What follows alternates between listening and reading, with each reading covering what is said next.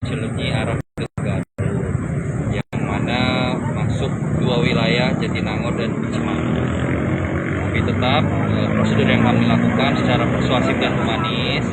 Ini kami nanti lagi melakukan pendataan dulu. Sebenarnya ini PKL dari mana? Apakah dari kota lain? Karena kebanyakan tadi dari Garut yang saya dengar.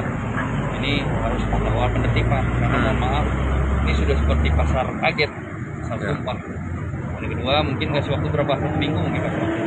1 minggu nanti camat akan melakukan surat, dibantu juga dengan Pol PP, dan sebenarnya kami juga melihat ada potensinya nggak untuk relokasi.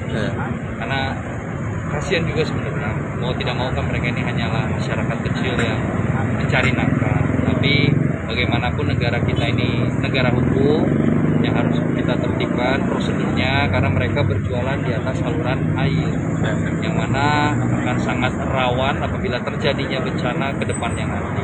Dan yang kedua, setiap bubaran itu karena banyak dia jualan di sini, hampir setengah jalan nasional ini tertutup, boleh dilihat tuh sekarang.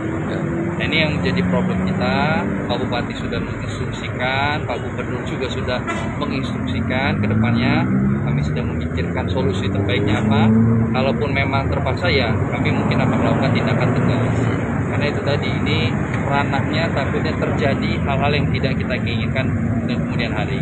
Yang kedua, akibat dari kemacetan ini bisa panjang hingga arah masuk ke jalan nasional. Kang, pengakuan para pedagang itu mereka menyewa lapaknya ke preman apa ya? Ada yang menjual belikan juga, beberapa oknum preman mungkin. Nah, ini nanti sudah dapat identitasnya, langsung didalami oleh Polsek Jatinangor dan juga nanti dari Pol PP. Ya akan kami bina secara tegas, tapi ada beberapa juga yang warga Cipasir.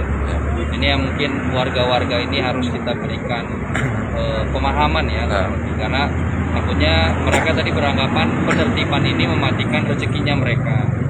Tapi di satu sisi penertiban ini mungkin melanggar konsekuen hukum kita. Nah, ini yang harus kita bandingkan. Mungkin nanti Pak Kapolsek minta tolong ya untuk dipanggil oknum-oknumnya. Kenapa bisa terjadinya perjualbelikan seakan-akan itu lahan mereka? Karena ini kan lahannya negara. Kang, berarti saat libur Nataru ini udah clear ya Kang ya? Harus clear. Kami upayakan secepatnya, justru kalau bisa akhir bulan ini sudah clear and clear semua. Karena ternyata ini tadinya pindah. Tadinya di seberang, sekarang pindah ke sini. Nah, ini yang harus kita antisipasi, kita lakukan tindakan bagaimana. Kang, mungkin bakal berkoordinasi juga dengan pihak perusahaan Kang, apa gimana Kang? Ya, mungkin juga nanti akan kami komunikasikan dengan KHTK, apakah mereka bisa mempunyai spare untuk dapur atau misalnya food court ya buat menampung PKL-PKL tersebut. Dan juga kita akan meminta bantuan dari provinsi nanti ke depan. Karena untuk penertiban ratusan PKL ini kan tidak mungkin hanya dari Pemda dan Forkopimda setempat. Itu juga membutuhkan bantuan dari provinsi. Terima kasih ya. Kang Wabu. Berarti kita cek lagi ke sana. Ada berapa ratus lagi? Sekarang masih Baik, Tribuners, baru saja wawancara kami bersama Wakil Bupati Sumedang, Muhammad Fajar Aldila, saat melakukan penertiban pasar tumpah yang berada di jalur Bandung Garut.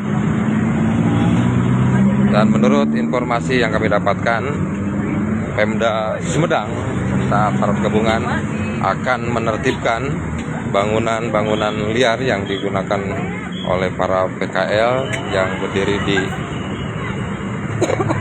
mulai dari wilayah Cipacing, Jatinangor hingga wilayah Parakan Muncang, Kecamatan Cimbanggung, Kabupaten Sumedang. Dan menurut pengamatan kami, jika saat bubaran karyawan pabrik, jalur ini kerap macet. Selain dampak dari keberadaan para PKL ini pun banyak juga mobil-mobil angkutan umum yang parkir di bahu jalan. Selamat siang, Kiki Andriana melaporkan dari kawasan Jatinangor, Kabupaten Sumedang.